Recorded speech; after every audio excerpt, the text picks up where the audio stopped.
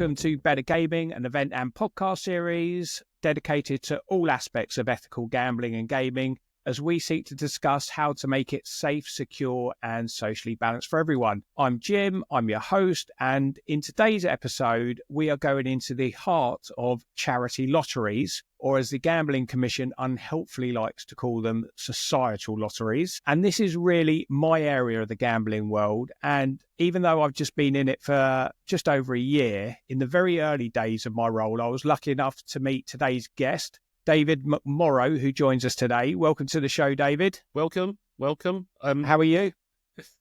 Fantastic. Thanks very much for the invite, Jim. It's great to have you on. Now, I'm going to go into the world of charity lotteries, but just to give the listeners an overview, David is the Chief Executive of BMC ELM Limited, which runs the Scottish Children's Lottery and the Scotto. And the reason why I said I was lucky enough to meet David in my early days in the lottery is because I met him twice at events. First at ICE in its last iteration at London, where he was a speaker on the stage talking about charity lotteries, and then again at the Lotteries Council event in May as a delegate. Every time I've met him, he's been super generous with his time, and he's given me nuggets of information that I'm sure he doesn't think they're nuggets of information, but they are for somebody like me. And I think his insight is enhanced by his experience in the early days of what I would call mainstream gambling, companies like Ladbrokes and Will Hill. Before we go into depth on the charities lottery, I don't know what avenues we're going to go down, but David, can you give me and the people listening an overview of how you came to end up running your two lotteries? Yeah, it's a very long story. I know you'll say, Jim, I don't look old enough. Actually, you didn't say that at all. But but yeah, no, I started back in the 90s as a betting shop manager with Ladbrokes. I actually left the bank to join a bookies, as it was known in the day.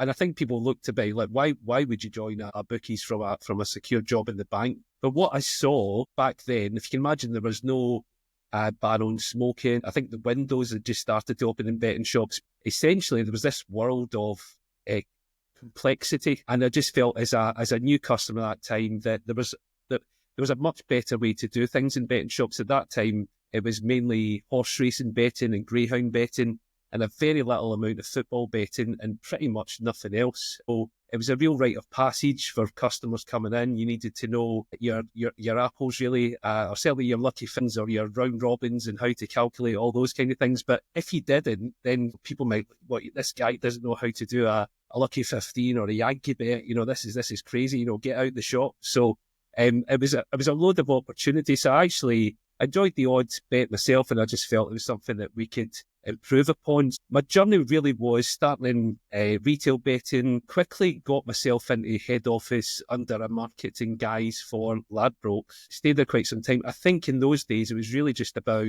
introducing some new products. So if for those that can remember, back in the 90s, National Lottery just started, so there was lots of numbers bets coming up. The National Lottery was often things like scratch cards. How could the bookmakers respond to this sort of instant win, big jackpot prizes and stuff like that? And therefore introducing more both numbers and football bets into shops and trying to attract not necessarily, brand new customers, but giving people other things to bet on other than just race by race horse racing. So a lot of stuff going on. Eventually worked through Ladbrokes, eventually joined William Hill for a few years. I looked after their marketing, and then basically lots of other gambling type work, and eventually ended up back in Scotland, really working for Scottish Television as it was, looking after their charity lottery, which was and still is the Scottish Children's Lottery. So that's a quick journey from me, Jim, how I eventually got myself into charity lottery from mainstream gambling. And so with all of that background, did you, because I know it was quite an interesting journey when I spoke to you in ICE, talking about how you went from being an employee of, is it STV? Yeah, it was STV, yeah. Going from an employee to almost a management buyout, did they? Yeah. I think it was opportunity, I guess. I was leading the Scottish Children's Lottery, STV. There was a change of board, and essentially the new board really wanted to focus on television things, believe it or not, as a television company. rather than lottery. So we were being disposed of, which sounds a terrible word, but nonetheless, we were up for sale. There was a few bids, but actually behind the scenes managed to get a management buyout team together, essentially myself and a group of investors that I'd worked with the gambling industry through the years that had some faith and trust in me, and managed to effectively buy the company from STV and effectively keep it in its current guise to raise money for good causes whilst running a successful lottery at the same time. So yeah, it was about a year's period where we were up for sale. So you can imagine a bit of a roller coaster, Jim, wondering what was happening next. But in the end, it worked out quite well, and delighted to make sure the business continued and that we're still raising lots of good money for good causes, primarily in Scotland. Okay, and just to that Scottish theme there, is there any differences in terms of rules and regulations in the Scottish market versus the English market? I guess you're equally governed by the Gambling Commission, but yeah, just on the charitable fundraising front? Not really. You're right. The Gambling Commission covers Great Britain, so it's the same rules across Great Britain. There are differences between Scottish charities and, I guess, English and Welsh charities, but they're not marked differences really. So essentially, it's probably not really different from running a charity lottery primarily in Scotland versus the rest of Great Britain, other than the population of Scotland's obviously about a tenth the size of Great Britain, so there's less people, but actually makes it a bit easier to build brands and brand awareness where there's less people, and actually people hugely passionate about being Scottish and supporting Scottish charities. So it's got its pros and its cons really for it, but essentially it's the same rules across Great Britain for running charity lotteries. And can you give me some idea on the scale and the sizes of the lotteries that you're running in terms of lines or players? Yeah, we've got around 40,000 regular subscribers to our products, which is fairly decent given we're only really in Scotland. So yeah, so that's where we are. There's obviously much bigger and much smaller charity lotteries out there, but yeah, we would imagine that we are still fairly small in the scheme of things, but actually, we're growing and hopefully, raising that money for good causes as we go as well. So yeah, that's the idea of the scale. And in my research for this podcast, yes, I noticed a sort of like a new lottery that's been added. Is it called What a Lotto? Yeah, it's What a Lotto. So again, it's looking at, can we do what we've done in Scotland across Great Britain? So it's an early foray across the border, if you like. So hope you don't mind, Jim, we're coming down your way eventually, but we'll be gentle. But yeah, so I think at the moment, there's obviously a finite limit to what you can do in Scotland. So could we do something in England? So it's early days yet, but yeah, it's another possibility for us to expand using our sort of Great Britain license as well. So it's a very similar product to the second one which we created in Scotland, which is called the Scotto. So huge brand awareness in Scotland, probably not a lot of brand awareness in England. And people say the Watto, but nonetheless, it's quite good for us so far. And how have you been finding, as you mentioned, your move down south? From my viewpoint, in my day job, I'm getting overwhelmed by like national charities making big moves. How are you finding the competitive landscape with regards to that? It's a bit different for us because you're right. There are obviously a huge amount of charities, hugely worthwhile charities, some of which that offer charity lottery products. I think the products we create are more, in the face of it, a bit more commercial and a bit more brand focused, with backup that they are supporting good causes as part of your play. So we don't lead terms like the Scotto and What a Lotto. We're not leading with the charity proposition. We're leading almost with a fun prize proposition. So in that space, but there's not really lots of direct competitors that are looking to sign people up from a commercial message. You'd argue maybe Postcode Lottery, maybe Health Lottery are organisations that might look at the prizes that they give rather than specifically the focus on good causes as a primary function. Most other charity lotteries lead with the charities themselves. It's one of those ones we're competing against the big boys, but actually there's not a lot of on the ground competition for us at this moment. So that's good. That's good overall, I think, for us. And just in terms of sort of good causes element of it, because this is something we'll talk about it in a bit, because the lottery that I manage primarily focuses on just the cause related messaging. But just in terms of the amount of money that you've raised with your lotteries, is it in the region of 8 million, 8.5 million? It's over £8.5 million now. The majority of that money distributed in Scotland, which is hopefully a good number that we're raising here. I think with certainly the number in terms of children we've benefited through the Scottish Children's Lottery is reckoned to be about 250,000 children at some point have benefited from some of our funding at some point, be it it could be a meal, it could be a school uniform, getting to ride a horse for the first time, or whatever that charity supports. So there's about 250,000 children we feel that have benefited from that funding over those years. So it's a huge amount of children in Scotland that have benefited. The new lotteries they won't focus just on children, so there's other benefits we can do. We've been able to help, mental health charities, been able to help, again, the parents of families that are looking for accommodation near hospitals and things like that with some decent grants. So there's a wide range of stuff we've been able to benefit. But yes, that £8.5 million goes quite a long way. And hopefully, over the next year or so, we'll get that above the 10 million is the aim. When you list off those sort of things, it must make you feel, full of pride and worth in being able to translate that product into those sort of outcomes. Yeah, I think it definitely does, and the staff that work for us are proud of the achievements as well. I think it's one of those things about running a business that sometimes you don't always stop to take stock of what actually the benefit of what you do has had on people as well. So, I think, immensely proud of the money that we've given and looking forward to giving more money, and probably need to take more time to sort of stop and realise and celebrate that success, really. So sometimes you're just focused on just keep going. Yeah. Where does it stop, Jim? Where does I know, it stop? it's that endless drive of either trying to get new acquisitions or work out the attrition problem, or exactly. Sometimes you're bogged down in the detail in the spreadsheets and working where the next customer's coming from or why that customer might have cancelled. But then at the end of it, the charities are benefiting. So it's definitely good to take stock sometimes of that.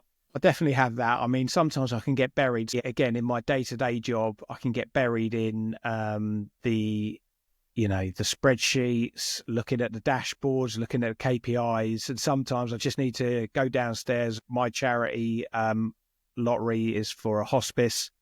And just to see the impact it has on local families and patients, and the work that the clinical and medical teams do is something that really resonates with me. Fantastic. And I have to keep going downstairs just to make sure I remember what I'm doing. Yeah, and it's amazing. I mean, some of the stories that we can tell now. I mean, genuinely, you always think sometimes as guys, we're not that emotional or are not prone to the odd tear, but sometimes you can watch these stories and be genuinely moved about.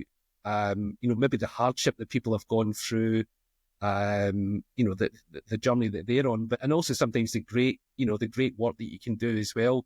Someone who's maybe been a bit, challenged in life is now all of a sudden get some new found energy and spirit from something that you've done. So both sides of those stories can be hugely emotional as well. So, it's great. I know hospices are, fantastic stuff as well in terms of all the families that have benefited from the great care that hospices provide people, in their later life, and want to support those to continue to do that for other people as well. So again, there's so many good causes out there. So hopefully we can, between us, Jim, help even more people. That's it. We're probably painting too good of pictures of ourselves as individuals. I know, that's it. Will you take it down? I'm sure you'll take it down a bit now, Jim. So that's it. But yeah. So just on that point about, because you mentioned about some mental health element of projects that you're funding, how is it decided where? Because essentially, for my lottery, it all goes into the charities pot. How do you decide what goes where, which causes? Yeah, it's a good question. So I think we operate through two different charities. The Scottish Children's Lottery Trust has an open application process, which means that any charity that meets the criteria can apply for funding, and then the trustees will determine based on the budget that they've got and the ask from the charity as to whether they can send the money to that charity. So that's an open application process. So they can apply at various points throughout the year. The Jackpot Community Trust, which is the charity that manages the good funds from the Scotto, that's got a closed process. But what that actually means is that the trustees look to work with a smaller number of charities, almost as partners, that align with the values, so that they can give, I guess, bigger grants to these charities and to work with them. So, for instance, Sam H was a mental health charity. They're one of the partners of the Scotto. Callum's Cabin, they help families, provide holidays and accommodation for families whose children are quite often, not very well indeed. And so these kind of charities become partners for us as well. So the benefit for those guys is they get, I guess, some good brand awareness and bigger funding from us, but there's obviously fewer of them versus the Scottish Children's Lottery, which gives to, most years we can give to all the different, councils in Scotland, at least one charity. Often much more are benefactors of grants from the Scottish Children's Lottery Trust. So there's a few ways, obviously, of doing it, but overall, the trustees have got sight and due diligence that the money's going to the right places. So a lot of work is into that side of things as well. I guess with a bespoke charity lottery in terms of the hospices, obviously, the money's raised and either stays within the hospice or goes to the hospice. The charities, the lotteries that we run often, there's a whole process about where that money ultimately goes and making sure that both goes to the right people, but also we can, between us, tell that story of the good benefit that is brought to people. I think I was talking to somebody and they were basically saying it's a story-led element that persuades people. Persuades is the wrong word, but it's the one that sells people into the lottery, right? It's whether it's winner stories or benefactor stories. Yeah, I think nowadays people want a story, and you're right. You can't just say, win £25,000. It's like, well, what does that mean? I could win much more somewhere else, or can I win that amount? Why should I play, sort of thing. So I think, be it seeing other winners and maybe what they've done with the money, but importantly, sometimes seeing by playing, even if you don't win every time, that actually these charities are benefiting from it. And look at this story here of how this charity benefited, then that's obviously a powerful way of getting people to both sign up, but also a good way to retain customers as well, because it's something, if they see the good work that their monthly subscription is doing, then actually it's a reason to keep playing, to keep helping those charities and maybe win some money along the way. Yeah. And just on that front, because I know that you do you do one-off ticket buys as well? Or is the majority of your players monthly? So you can buy one-off tickets for the Scottish Children's Lottery. At the very start, that was the way that the game was run. There was live draws on STV and you could buy ticket.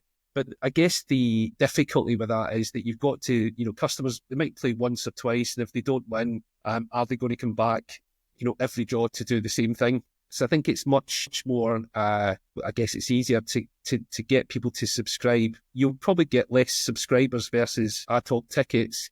But actually those subscribers quite often can go and still play some years later, which is important as well. But yeah, the majority of the customers that sign up, they sign up to subscribe. Obviously they can cancel at any time, it's not Hotel California stuff. You can definitely leave if it's not something for you, if you don't feel you're winning or the good causes are not benefiting. But hopefully you can do both. You can be winning and seeing all the great causes that you support as well. But yeah, most people that play our lotteries subscribe to do so. And are you finding it easier or harder to get new players on board? Or I think it's always surprising, really. Given that the charity lotteries we operate, typically you're looking around the £10 a month mark, and yeah, there's a lot of people out there struggling financially, everything else, but actually and possibly lotteries are not at this time for those people, but I think that there's lots of people where £10 a month is more than affordable, despite all the other pressures coming on, and actually they feel that they should be giving something back to good causes and actually give themselves a bit of fun and excitement with a chance of winning as well. So always surprised by nicely surprised by the number of people that sign up to play lotteries. There's still plenty out there doing it, which is great. So I'm just based just outside of London, and I'll be honest with you, I'm finding it like super competitive, just in terms of like canvassers, in terms of And with the thing is, I think you're a little bit in the middle ground because you've got a defined catchment area and you can build on the, country element of it. I'm in the catchment area, which is great in some ways, but also it's just very densely packed down in just outside of London. Yeah. And the competition is just absolutely beasting me. And then on the other front, I don't know whether it's the same for you, but at the moment, it's the beginning of the year. I mean, last week I was just hit with another wave of direct debit cancellations. And, it's I don't want to put a downer on what I'm doing at the moment, but I'm finding it tough at the moment. Yeah, it's strange. I think actually most years you get your most, ironically, acquisitions in January. Certainly for us, people coming in, maybe it's January, they're sitting in front of the TV, maybe not a lot else to do and looking at ways to maybe win some money, help some good causes. But actually, you're right. There's the other side of things where people maybe have a look at their finances in January as well. So January can be a month you think, look, great, we've got all these people in, but actually, some people decide for whatever reason to cancel. So yeah, that can be tough. But actually, overall, I think the difference between the stuff we do, we are probably, one of very few that focuses very much on TV as a way of advertising. So you're right. I think a lot of other charity lotteries, and everyone's got their strengths, so they might focus on canvassing locally, they might focus on social media, but actually we really focus on TV and brand building. And so in that sense it's less competitive because I guess not everyone's got the skills, know-how, budgets to get onto but actually for us it actually works really well. But actually you talk to a lot of other charity lotteries and they won't really go near television because they might think it's quite expensive to do. And actually, it can be, if you can spend a lot on the advertising itself, you could be on the wrong channels at the wrong time, and actually it'd be hugely expensive. But actually, through the years, if you can get your cost of production down for TV adverts, you make them more fun, more focused, and be in the right slots at the right price, then actually TV can be a great way of growing your charity lottery business. So I guess in that space, there's less competition. And actually, just the way TV works as well, you won't be in the same slot as another charity lottery. So if you get, the 7:30 slot, then you're the only person in that slot. So somebody's watching the adverts, you're if that's something they want to do, you're the only person in that slot advertising. So yeah, that you can look around. There's competition everywhere, but if you can find, you can find your own channel really, and actually get some good acquisition through it, Jim. And do the adverts and that content, does that translate well from TV to sort of more social media platforms like YouTube and TikTok? Not really. I think we touched earlier about, TV is all about 30 seconds, brand building, bit of fun, tell them what it is, tell them how to sign up. But in 30 seconds, which is really hard, it's probably taken more than 30 seconds to say that. But in social media, it's probably you've got a bit longer and it's more about storytelling.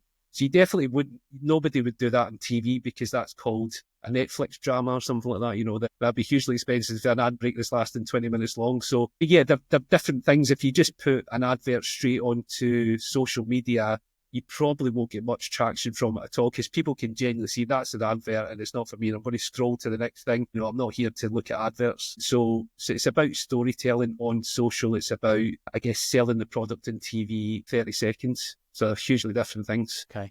Just switching it up a little bit because when we were emailing each other, it's around the time that the UK government are putting a proposal forward for the lifting of the sales cap for charity lotteries from, I think, is it 10 million to 50 million? And one of the things that sort of queried me was how many actual charity lotteries would need to have that cap raised.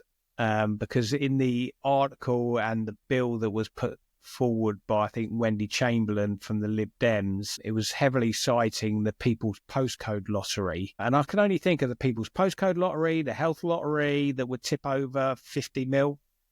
Yeah, I guess at that. So when it was 10 million, I think you would include, you could probably easily get 50 charity lotteries. At 10 million was a ridiculous level. I think by putting it to 50 million, the majority of charity lotteries are then outside that bracket. And obviously we're talking about, Jim, here, the crazy rule where there's a cap on how much you can raise effectively for good causes through charity lotteries, which seems crazy. It was introduced because of potential competition with the National Lottery. I think there's lots and lots of reports that suggest that actually both can work very much hand in hand and raise the overall amount going to good causes rather than just competing with each other. I think that's been more than proved. But you're right. I think the main benefactor would be Postcode Lottery at this point. However, I think the great work that Postcode Lottery do in terms of overall lobbying for the sector is worthwhile us as a group to get behind that, because as well as things like the maximum you can raise, there's also other strange things about the maximum prizes that you can give out, or things like frequency of draws. There's a whole load of rules on charity lotteries, some of which are pretty daft. So yes, raising 50 million to unlimited may have limited immediate benefactors, but actually the lobbying around just making it easier for charity lotteries to operate and raise money for good causes without bundles and bundles and bundles of paperwork. As much paperwork for us as there might be for a Ladbrokes or William Hill, as we talked about earlier, essentially. And every time you've got that paperwork, there's a cost to that paperwork, which means effectively less potentially going to good causes. So the more all these restrictions can get lifted, the better it is for everyone. Yeah, fully supportive of what they're doing. Wholeheartedly agree with that. I recently had to pay for an auditor's letter, and I was shocked at the price of how much they did, given that I was giving them all the information and they kind of almost just rubber stamped it. Yeah, see, that looks good, Jim. Yeah, that's it. Send us some money. But yeah, I mean, but yeah, listen, there's lots of rules that are sensible, in terms of, processes and procedure, and all those kind of things, avoiding, money laundering and making sure that everybody's doing the right thing. But, the threshold is pretty high in our sector, and as I say, no different, we're under effectively the same rules as the whole gambling sector. So, anything that's brought in for a casino, for instance, could have a direct impact on a charity lottery. So that doesn't seem on the face of it correct. So, so yeah, absolutely welcome legislation and protection for players and all that kind of stuff. No issue. But actually, there needs to be a sort of halfway house really in terms of the balances that we do.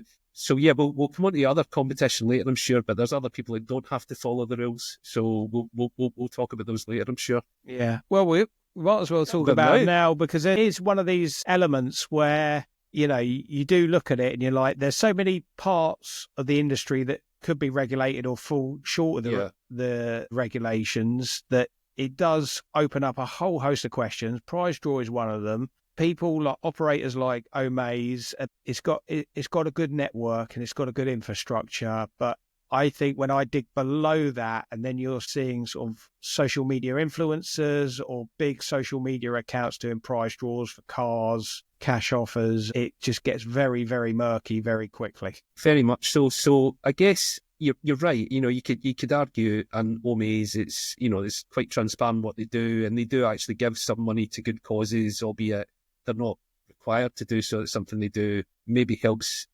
sell a ticket, just like, it helps sell our tickets when people know the money's going to good causes. But I think it's around the legislation. So as I mentioned, the charity lotteries have got, we're almost the same rules for us as casinos. But if you operate a free prize draw, you don't have to be registered by the Gambling Commission. There's no limits on the prizes that you can offer. There's importantly no limits on the amount that customers can spend on those free prize draws, because yes, there's a fee, a route to entry, but most people don't follow that, maybe thinking that, well, they're not going to pull me out if I've played for free. Of course, they might do, but there's an inference saying, well, I'll pay. And actually, you can, this is you see it everywhere. So it could be free prize draws on social media. Who are these people that are offering me these prizes? Are they legitimate or not? But actually, it can be even TV companies offering free prize draw games, but pay to enter. And often you pay it's just £2 to play, and before you know it, they're sending you text to say, do you fancy another 10 tickets? You could literally spend hundreds of pounds in these things, but they are not viewed as gambling currently by the government, and there's no safeguards in place to protect players from that. And if it looks like a gamble and smells like a gamble, it's a gamble, but apparently not in the free prize draw world. So we absolutely, as external lottery managers, we absolutely welcome the fact that we are working hand in hand with charity, giving money to good causes, to an extent following the regulations to make sure that we're above board and all the money's going to the right places, no issue. But actually, if you're a free prize draw, you don't have to give any money to charity. Most don't. You don't really have to follow any rules whatsoever other than offering a free route of entry and potentially following some very rudimentary advertising things to say, if you're offering something, it has to be fair and above board. But that's no different from offering any product online. So there's no real rules to that at all. And it would seem to be a fair playing field that everyone should follow the same rules, because for me, it's definitely gambling. If you're spending money on something for the chance of winning something, that's gambling. Yeah, 100%. It's also one of these elements as well. I know I was being a little bit flippant about it with regard to the auditors and the letter that you have to submit. But at the end of the day, there is a paper trail there, and it's all following an ordered and an agreed process, which you just can't place against these unregulated price draws. Yeah. So I think that's something that has been talked about, that they might come into some form of regulation. But of course, these things take a lot of time to implement. Will it be in this parliament? Who knows? It could be something that they never get round to. Government's got lots of things to do. Is this one of them? So it's a difficult one. I think they may continue to make hay while the sun shines in the short term, but hopefully in the medium to longer term that they're brought in line with us, or some of the requirements for us are relaxed, but definitely not the charity element. We welcome that. We want to give money to good causes, but a lot of the other rules and regulations, which are as strict for casinos as they are for us, some of that probably needs to give to allow us to generate more money for good causes and focus more on the things that matter than maybe the things that are unlikely to have any impact in our sector. Yeah, you'd like to think that the legitimate players, players in terms of the companies, would like to see regulation brought in, just simply due to the fact that it raises the barriers to entry to the market. It gives them a reason to stand at, head and shoulders above the other companies that are out there that are, maybe playing it fast and loose. Yeah, absolutely. So yeah, we'd actually absolutely welcome any regulation for those guys as soon as possible. But as I say, it's not something that seems to be imminent from what I can see and read, Jim. So who knows where that'll go, if anywhere. Okay. 2 questions quickly. I'll ask them in quick succession and you can answer them one at a time.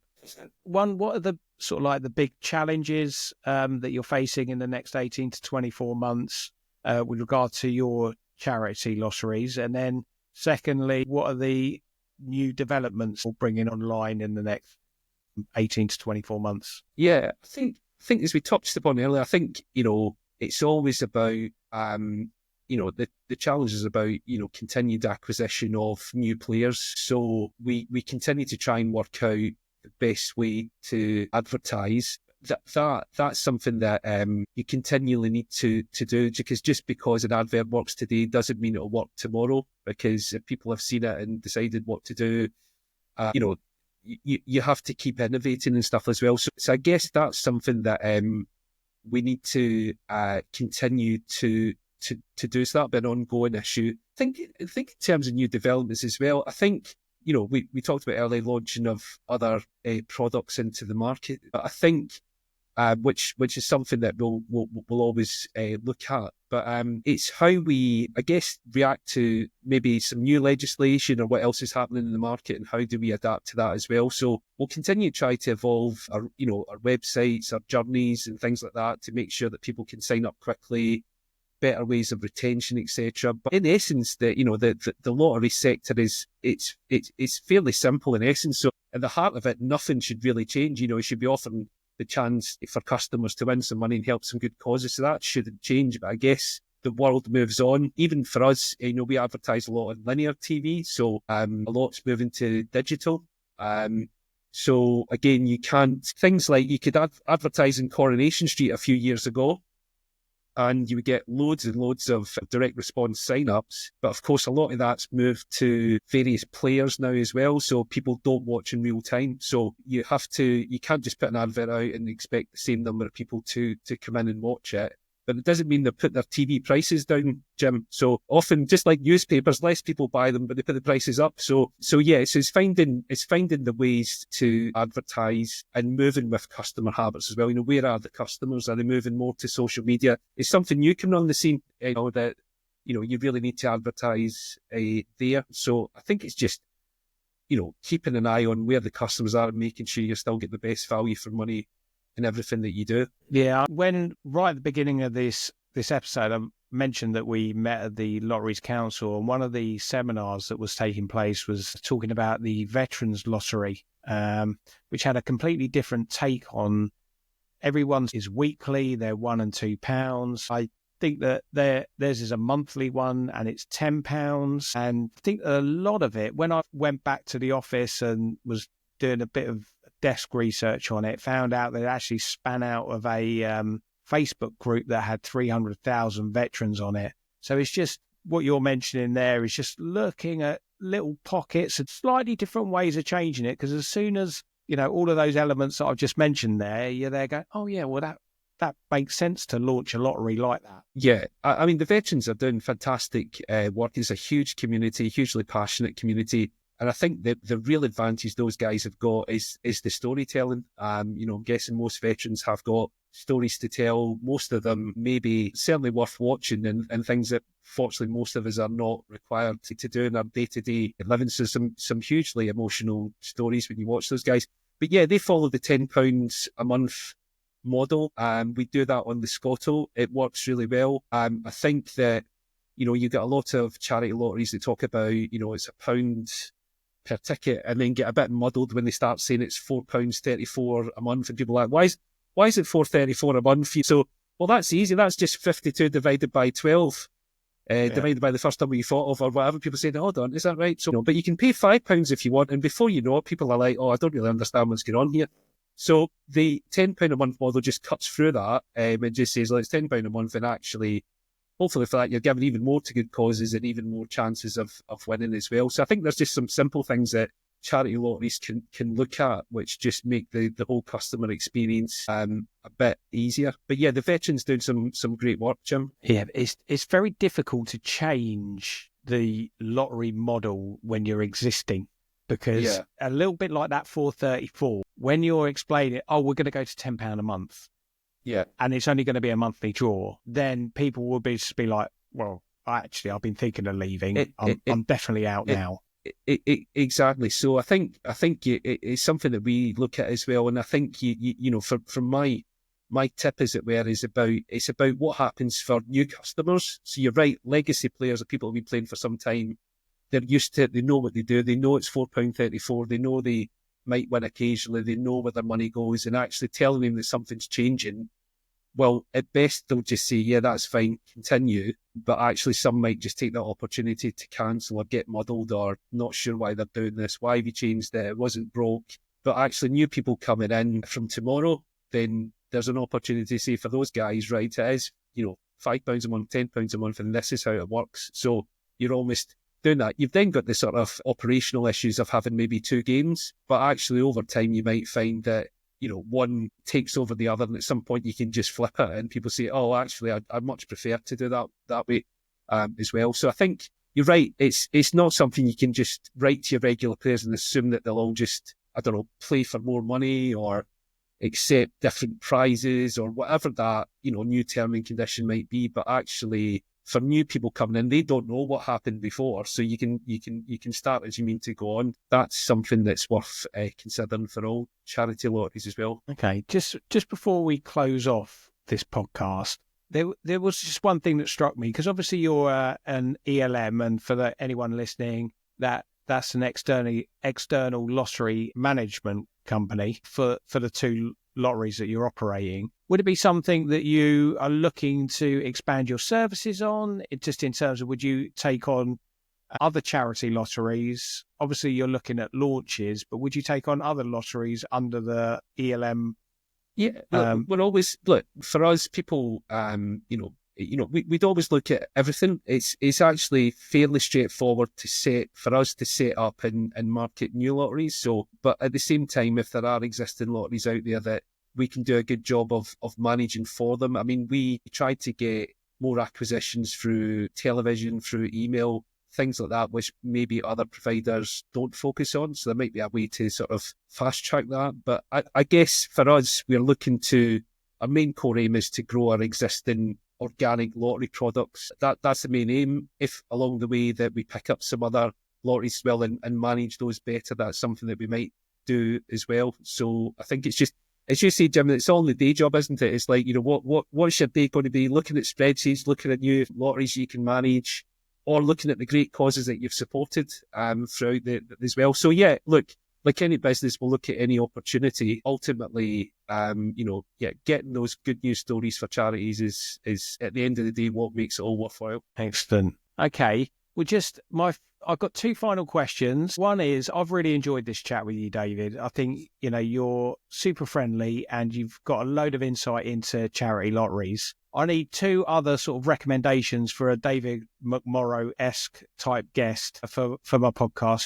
Who would you recommend that I be talking to? And that could be from either charity lotteries or it could be from your mainstream background as well. Yeah, so I think we talked about, I think the veterans lottery, if you want to do more in the charity lottery sector and how that promotes safer, better gambling, they're definitely worth speaking to because it's a fascinating organisation and great work that they do.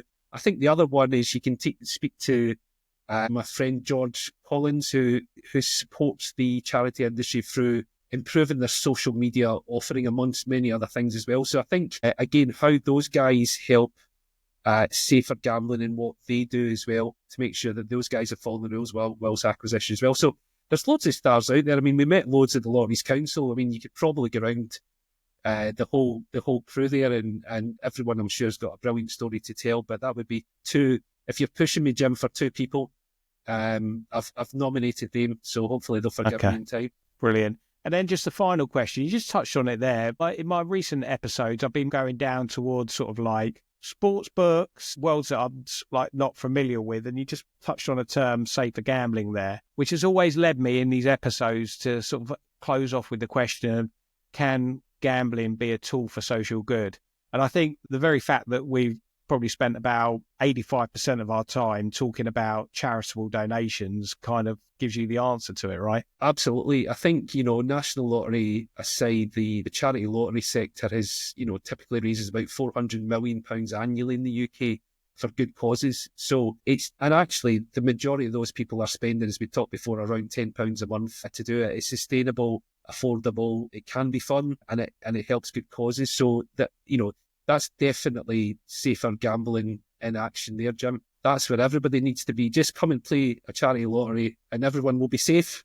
That's it. So that's a great way to close it off. Listen, I've really enjoyed it, as I mentioned. I'm really appreciative of your time. If anybody wants to get in contact with yourself, either to discuss anything that we've talked about today or any elements of your 2 or 3 lotteries that you operate, what's the best way to contact you? Yeah, probably just through LinkedIn. You can get me, David McMorrow on LinkedIn.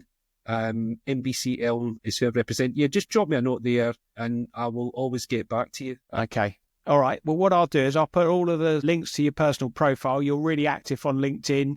And I'm not just saying this, you're a great advocate on LinkedIn. I know that I haven't sort of mentioned this to you, but the way that you promote charity lotteries, the activities that you're up to, the advocacy for the entire sector, I personally don't see it getting the kudos. I just really wanted to say well done on that Thanks, front, Jeff. and also to keep in the Scottish Government on an account on your LinkedIn profile as well. Because my knowledge of the Scottish, that's another podcast, Jim. That's not for this one. That's another. I was just going to say my knowledge of the Scottish Government has gone up sort of like exponentially since I've connected with you. So.